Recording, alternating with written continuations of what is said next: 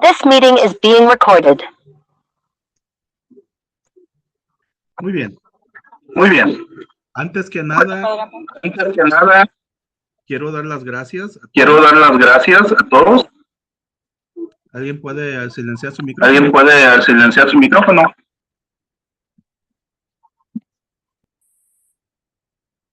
¿Ya? Ok, Ya. ok. Antes que nada, quiero darle las gracias por participar en este webinar que tengo para explicarles. Son dos temas muy importantes dentro de personas morales. Esto hablando ya en el régimen fiscal. Bien, como podrán ver, en la primera diapositiva vamos a abordar lo que son los temas, que es la participación de las personas morales del régimen opcional para grupos de sociedades y el régimen de dividendos y reembolsos de capital en el pago de impuestos sobre la renta. Yo soy su expositor, el licenciado Juan Carlos Palacios Cruz, y vamos a dar arranque a este tema. Bueno, más bien a estos dos temas muy importantes. Muy bien. Si alguien tiene alguna pregunta que hacerme en el lapso que esté explicando, no duden en hacérmelo, nada más eh, activen su micrófono y con gusto resolveremos lo que son las dudas o ampliaremos algún tema. Bien, hablaremos primeramente del régimen opcional de grupos de sociedades, el famoso ROCS, y vamos a hablar un pequeño preámbulo de historia de este régimen. Este régimen nació en 1982 bajo la figura de la consolidación fiscal de sociedades mercantiles controladas, permitiendo a los grupos corporativos sumar las utilidades y pérdidas subsidiarias al 100% y diferir su pago de impuesto de manera indefinida a, a un plazo largo. De ahí tenemos lo que es la evolución y restricciones, que esto se dio entre 1999 y 2010, el cual sufrió constantes reformas para acotar el diferimiento del impuesto, destacando la reforma de 2010 que fijó un plazo máximo de 5 años para comenzar el pago gradual de ISR diferido. Bien, ¿a qué se refiere cuando hablamos de un pago gradual de ISR? Nos referimos al pago gradual de impuesto a un sistema tributario en el que el tipo de gravamen aumenta a medida que aumenta la capacidad económica de un contribuyente. Es por eso que el pago gradual así se le llama. Y esos fueron una evolución y restricciones. Ahora bien, en la reforma de 2014, que fue el nacimiento del régimen opcional de grupos y sociedades, el famoso ROPS, ante la percepción de la autoridad fiscal de que la consolidación facilitaba esquemas de ilusión y el régimen fue abrogado. Y en su lugar, en el título segundo, capítulo sexto de la ley del impuesto sobre la renta, se creó el régimen opcional para grupos de sociedades, el cual sustituyó la consolidación total por el diferimiento parcial y temporal del impuesto sobre la renta. Máximo 3 años ajustado a la participación accionaria real de una empresa integradora. Ahora bien, en el número 2 tenemos el régimen de dividendos y reembolsos de capital. Y también vamos a dar un pequeño preámbulo de historia de cómo fue el nacimiento de este régimen. El nacimiento de la CUFIN de 1989, con el objetivo de evitar la doble imposición corporativa, se creó la cuenta de utilidad fiscal neta, llamada CUFIN, garantizando que las utilidades que ya cubrieron el impuesto sobre la renta a nivel empresa fluyan libremente hacia los socios sin generar un nuevo impuesto corporativo. ¿Qué quiere decir? Que a las personas que les tocaba lo que era las utilidades, más bien a los socios, ya después de que se les aplicara lo que es el impuesto, fluyera directamente a sus cuentas de cada uno de ellos. Eso fue en 1989 con el nacimiento de la CUFIN. Ahora bien, los mecanismos de involución y evolución en los años 90 se implementaron figuras temporales como el CUFINRE para incentivar la reinversión de utilidades.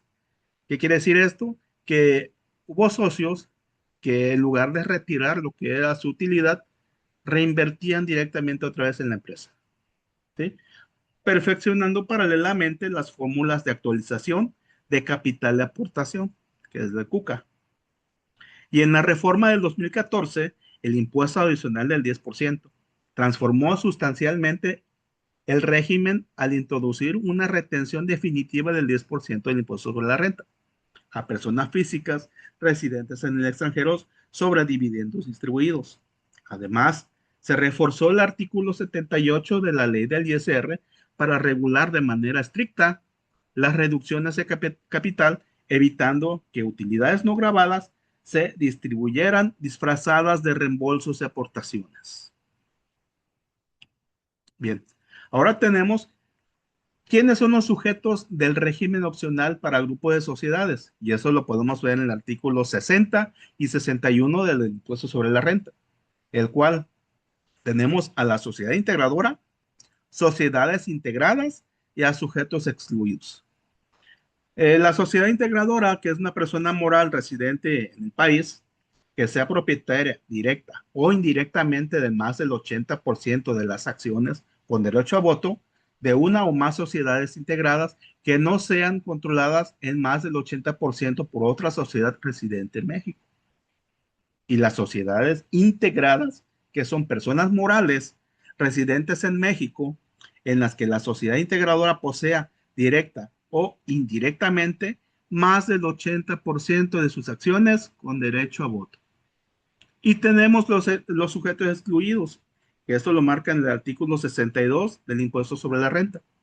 No pueden ser integradoras ni integradas las personas morales del régimen no lucrativo, las entidades del sistema financiero, los residentes en el extranjero, empresas en liquidación, asociaciones civiles, sociedades cooperativas, maquiladoras, coordinados, contribuyentes del sector primario, que son los agapes, ni sociedades con pérdidas fiscales de ejercicios anteriores a la incorporación de este régimen. Es por eso que todos estos sujetos son sujetos excluidos de este régimen opcional de grupo de sociedades. Y en el número 2 tenemos que los sujetos del régimen de dividendos y reembolsos de capital es el sujeto distribuidor y el sujeto perceptor. El distribuidor son personas morales residentes también aquí en el territorio nacional. En el título segundo de la ley del ISR y lo marca, que acuerden la distribución de utilidades al pago de dividendos a la reducción de su capital social. Y tenemos el sujeto perceptor, que es un socio o accionista. Y tenemos 3 puntos que son personas físicas residentes en México sujetas al impuesto sobre la renta mediante acumulación y a la retención definitiva del 10% de impuesto. Y las personas morales residentes en México que perciben el dividendo sin la retención del 10% y no lo acumulan para el cálculo de su propio pago provisional anual, pero lo integran a su CUFI. Y los residentes en el extranjero, que son personas físicas o morales, sujetos al impuesto retenido del 10% por parte de la sociedad distribuidora, salvo aplicación de convenios para evitar la doble tributación. También vamos a hablar de las obligaciones en el régimen opcional para el grupo de sociedades. ¿Cuáles son sus obligaciones de la sociedad integradora? Y para eso tenemos estos puntos. Solicitar una autorización ante el SAT, que es la autoridad fiscal, a más tardar el 15 de agosto del año anterior a aquel a que pretenda tributar en el régimen. Hay que pedir una autorización para las obligaciones de este régimen. Contar con el consentimiento por escrito del representante legal de cada una de las sociedades integradas. Esto es que el representante legal, pues es una persona con poder notarial que puede dar el consentimiento para que se hagan lo que son los trámites o consentimientos o se cumplan algunas de las obligaciones que tiene este grupo de sociedades. La otra es calcular y presentar la declaración de resultado fiscal integrado del grupo y enterar el ISR que corresponda a más tardar el 31 de marzo del año siguiente. ¿Esto qué es? En la declaración anual de personas morales al 31 de marzo. Llevar un registro de impuestos sobre la renta diferido de cada sociedad del grupo por cada ejercicio fiscal. Y por último, presentar avisos de incorporación o desincorporación o cambios en la participación accionaria del grupo. Hay que tener también previsto lo que es este punto. Y de las sociedades integradas, las obligaciones son emitir la conformidad por escrito para ser integrada, determinar el impuesto de ejercicio de forma individual y aplicar el factor de integración para separar el impuesto sobre la renta a pagar inmediato al ISR a diferir. Enterar al SAT el impuesto sobre la renta individual no diferido y notificar a la integradora. Llevar contabilidad independiente conforme al Código Fiscal de la Federación y mantener sus propias cuentas fiscales de la CUCA y de la CUFIN. ¿Qué quiere decir esto? Que deben de tener separado lo que es su contabilidad y sus propias cuentas. Pagar la totalidad del impuesto sobre la renta diferido cuando concluye el periodo de 3 ejercicios, al desincorporarse el grupo o abandonar este régimen. Y estamos hablando del régimen opcional de grupo de sociedades. ¿Hasta aquí tienen alguna pregunta, alguna duda? Si no, procedemos.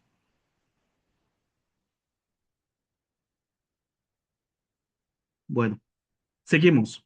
Vamos a ver ahora las obligaciones en el régimen de dividendos y reembolsos de capital. De la persona moral que distribuye primeramente, llevar y actualizar anualmente la cuenta de utilidad fiscal neta. Hay que llevar siempre lo que es la actualización anual de esta cuenta y la cuenta de capital de aportación, que es el CUCA. Se han preguntado que hemos visto siempre ese término, ¿verdad? La CUCA y la CUFIN, pues no son más que nada que aportaciones de capital, las cuentas de utilidad fiscal neta. Y esto es por medio de los socios que integran una empresa. Ahora bien, vamos a determinar si el dividendo proviene o no de la CUFIN. Si proviene de la CUFIN es la cuenta de utilidad fiscal neta, no paga un impuesto corporativo adicional previsto en el artículo 10 de la ley del impuesto sobre la renta. Si no proviene de la CUFIN, hay que calcular y enterar el impuesto corporativo, el ISR, aplicando el factor de piramidación que es de 1.4286 sobre el dividendo distribuido y aplicado a la tasa del 30% de impuesto. Ahora bien, hay que efectuar la retención del 10% de ISR cuando el pago se realice a personas físicas o residentes en el extranjero. Expedir comprobante fiscal digital por Internet. ¿Qué quiere decir esto? Que hay que expedir una factura, un comprobante fiscal, que tenga lo que son las retenciones e información de pagos con el complemento de dividendos o utilidades distribuidas. Es muy importante en estos regímenes siempre ser muy puntuales con los conceptos que manejemos en las facturas, en los comprobantes fiscales, en los CFDI. Cuando son dividendos distribuidos o utilidades distribuidas, hay que ser muy enfáticos con los conceptos. Es muy importante. Si no, tendremos problemas con hacer nuestras declaraciones o estar revisando lo que son las facturaciones en el portal del SAT. Y también tenemos aquí los del perceptor, que es una persona física. Mencionaste el 30%. ¿A qué te refieres con el 30%? ¿De cuánto? ¿Cuál sería 30, la base? El 30% de impuesto, el impuesto sobre la renta. Y la base es sobre los dividendos. Ok. ¿Sí? Ok. Estamos hablando ahorita de lo que es del perceptor, que es una persona física. Esto es acumular a sus demás ingresos grabables los dividendos percibidos, adicionados con el ISR corporativo pagado por la sociedad, que es un ingreso piramidado, como lo vimos anteriormente. Acreditar el impuesto sobre la renta pagado por la sociedad que distribuyó el dividendo contra su ISR anual determinado.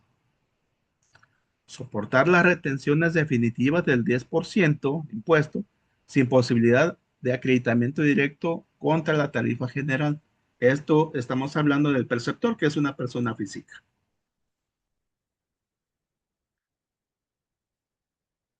Bien, pasamos al siguiente tema, que son las principales características de cada régimen. Y estos son los dos regímenes que venimos hablando ahorita. Primeramente vamos a ver el ROX, que es el régimen opcional para grupos de sociedades. Como punto número uno tenemos el diferimiento parcial, que esto es, a diferencia de la antigua consolidación, no existe un resultado consolidado único. Cada empresa determina su resultado individual. El beneficio radica en el diferimiento temporal del impuesto sobre la renta, de la parte proporcional de pérdidas de utilidades compartidas. El plazo límite de 3 años que el diferimiento del impuesto tiene como una vigencia máxima de 3 ejercicios fiscales. Al cuarto año, el impuesto diferido debe pagarse actualizado con el índice nacional de precios al consumidor. ¿Qué quiere decir esto? Que los impuestos después del cuarto año hay que actualizarlos. Para la autoridad fiscal es importante cuando traemos pagos diferidos, hay que actualizarlos con ellos. Siempre hay que aplicar lo que es un factor. Eso nos vamos a ir a las tablas de actualizaciones y hay que aplicarle lo que son los factores, dependiendo del monto que tengamos de esos dividendos. Ahora bien, tenemos el factor de integración. El cálculo del diferimiento se realiza aplicando la proporción participación accionaria directa e indirecta que la integradora mantenga sobre las integradas.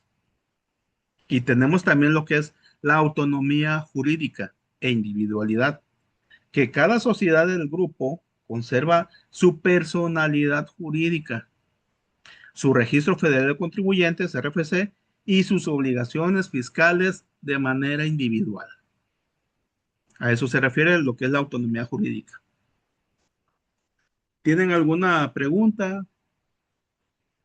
Si no, seguimos todavía.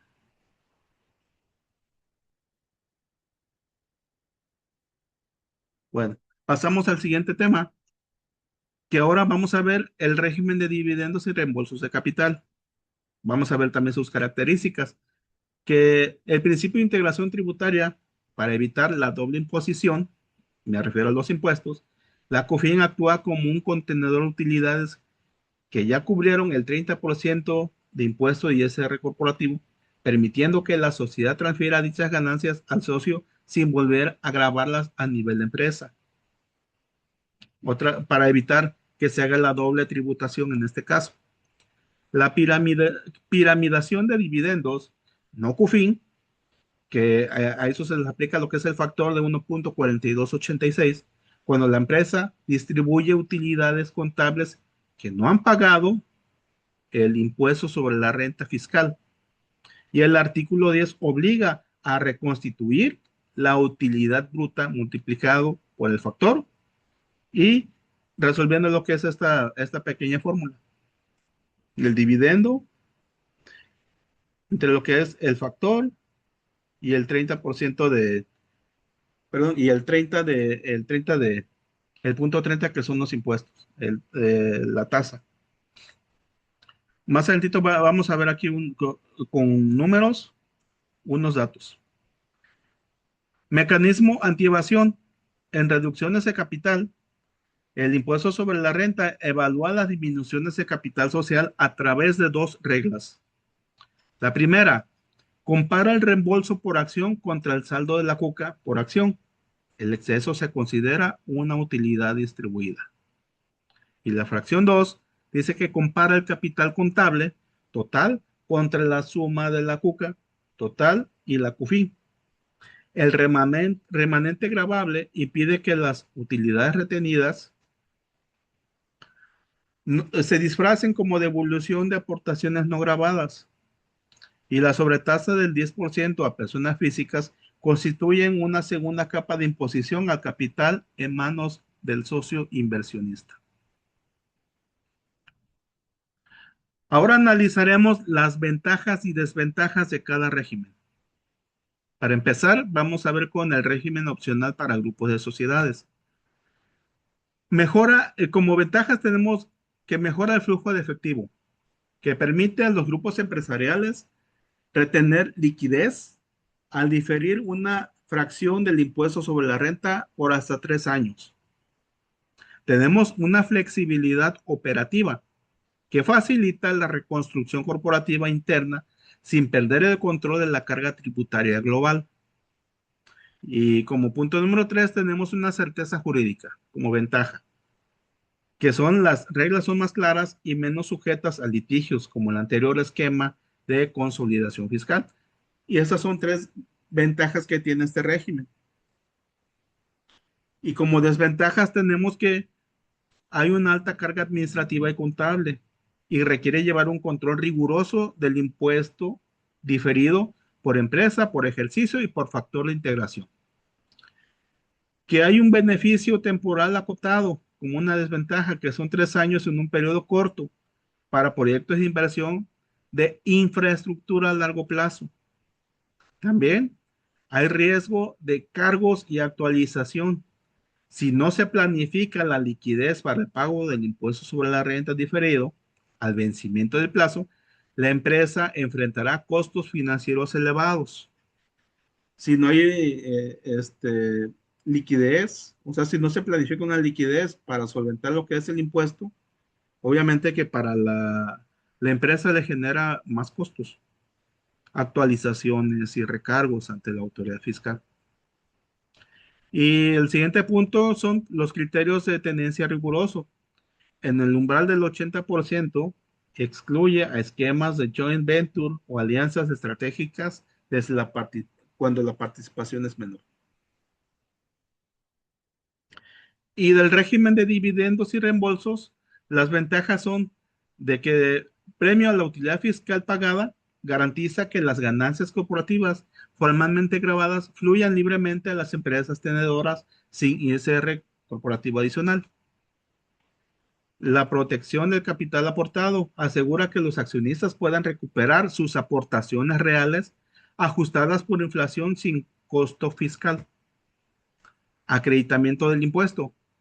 Las personas físicas pueden acreditar el impuesto pagado por la sociedad contra su impuesto anual. Estas son una de las ventajas que tiene el régimen de dividendos. Y como desventajas, tiene lo que es una elevada tasa efectiva combinada. El 30% de impuesto sobre la renta, sumado a la retención del 10% sobre el neto distribuido, arroja una tasa efectiva del 37%. Para el socio, esto es el 30% de impuesto es dividir primeramente 70, que es del 100%, le quitamos lo que es el 30, que es el 70, entre 10, y eso nos da el 7%. Hay que sumárselo al 30%, quiere decir que pues, la tasa efectiva para el socio, o para este caso el accionista, es el 37%, una tasa. Y que puede superar hasta el 42% si la persona física se ubica en el tramo superior de la tasa individual del 35%. Puede subir, ¿por qué? Porque dependiendo de sus dividendos, si sobrepasa todavía, hay que aplicar todavía una tasa mayor a lo que ya tenemos aquí, de un 37%, puede ir hasta el 42%. Hay complejidad en la reconstrucción histórica.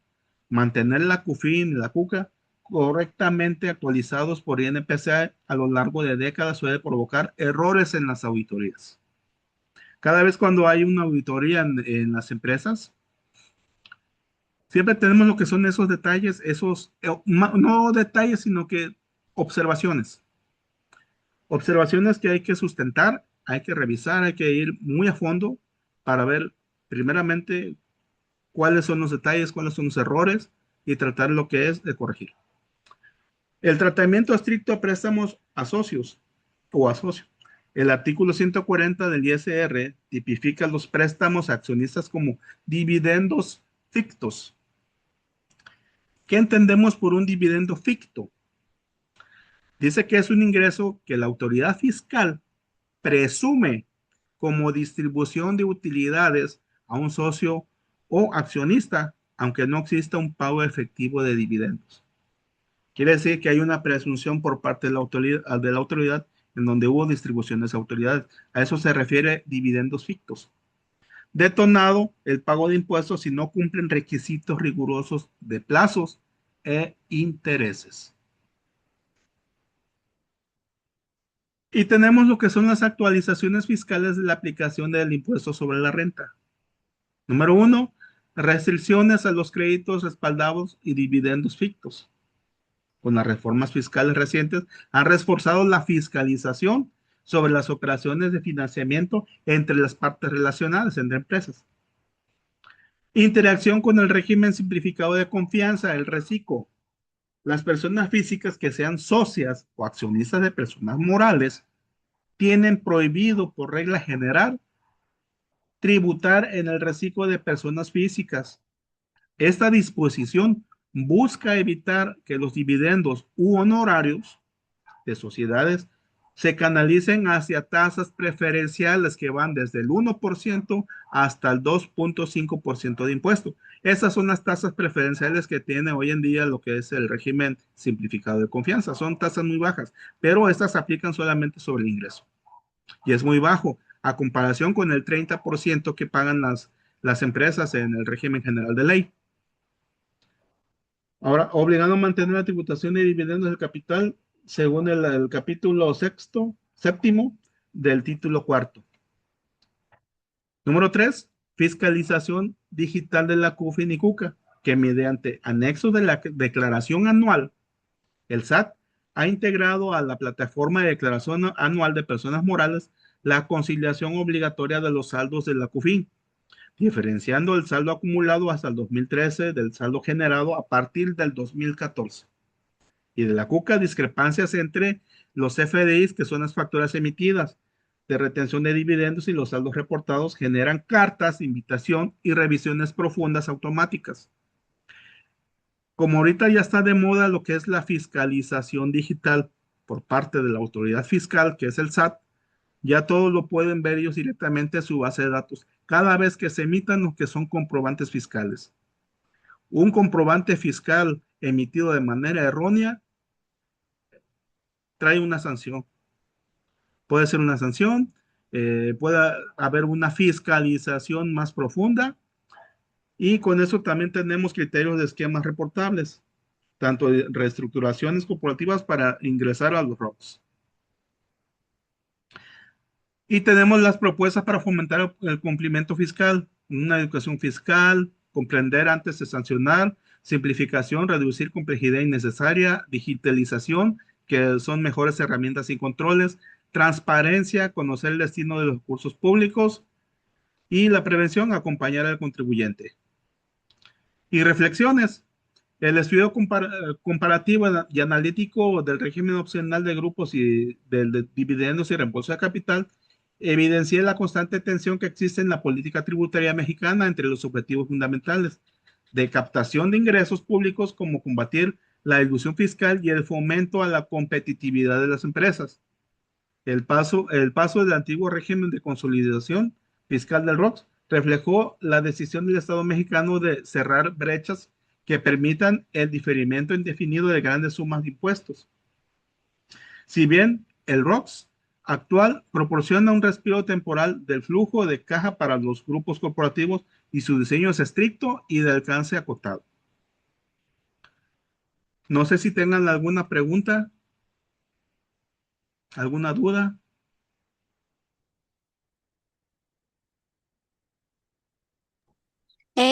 Sí. ¿Qué son las sociedades mercantiles controladas? Sociedades mercantiles controladas. Ok, permíteme. Sí.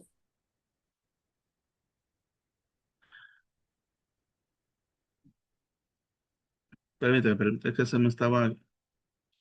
me salió un mensaje aquí del tiempo de la sesión. Bien, las sociedades mercantiles controladas son aquellas en las cuales más del 50% de sus acciones con derecho a voto sean propiedad, ya sean de forma directa e indirecta, y de ambas formas de una sociedad controladora. Esto implica que la sociedad controladora tiene el control patrimonial y operativo de la sociedad controlada. Actuando como intermediario financiero, las sociedades controladas pueden ser subsidiarias, filiales de una matriz o controladora, y ese objeto es adquirir y administrar acciones emitidas por los integrantes del grupo. Esas son las sociedades mercantiles controladas. Ok, muy bien, gracias. ¿Alguien tiene alguna otra pregunta?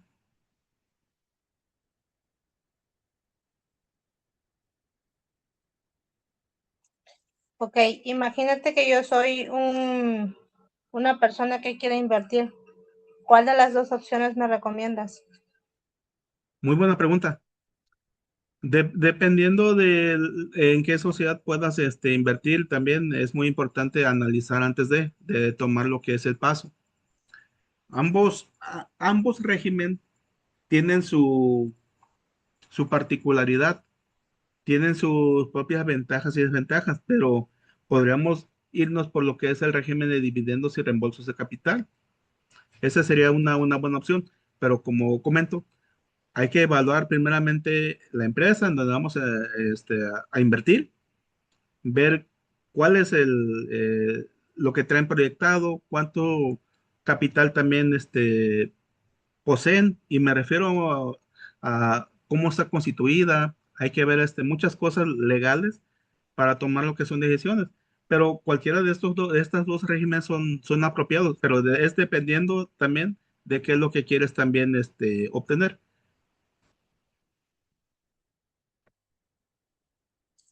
En el caso, por ejemplo, de las inversiones que anuncian mucho por Amazon, Mercado Libre, ¿esas en qué régimen tienen a sus socios? Bien, en estas empresas de plataforma, yo creo que bueno, nunca me ha tocado ver este, eh, el paso de las sociedades o de socios, cómo están integradas estas empresas. Esas empresas de plataforma, eh, creo yo, digo, no sé, hay que investigar también un poco más, ver qué finalidades sólidas tienen, cómo está ampliado lo que es su mercado. Sabemos que son mercados muy grandes que ya distribuyen mucho producto. Hay que analizar con cuánto podemos nosotros participar, también cuáles son los beneficios que vamos a tener como socios, cuánto es lo que vamos a recibir de dividendos, o ya sean las utilidades que se generen, que deben de ser muy elevadas, pero puede estar dentro de estos supuestos, dentro de estos dos regímenes más bien. Hay que analizarlo nada más detenidamente. ¿Para qué? Para tomar buenas decisiones.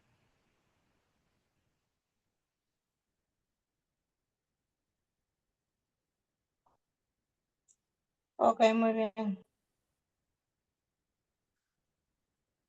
Bueno, si no hay más preguntas o dudas, damos por concluida lo que es esta sesión. Les agradezco mucho el haber acompañado y haber participado en esta exposición virtual. Muchas gracias.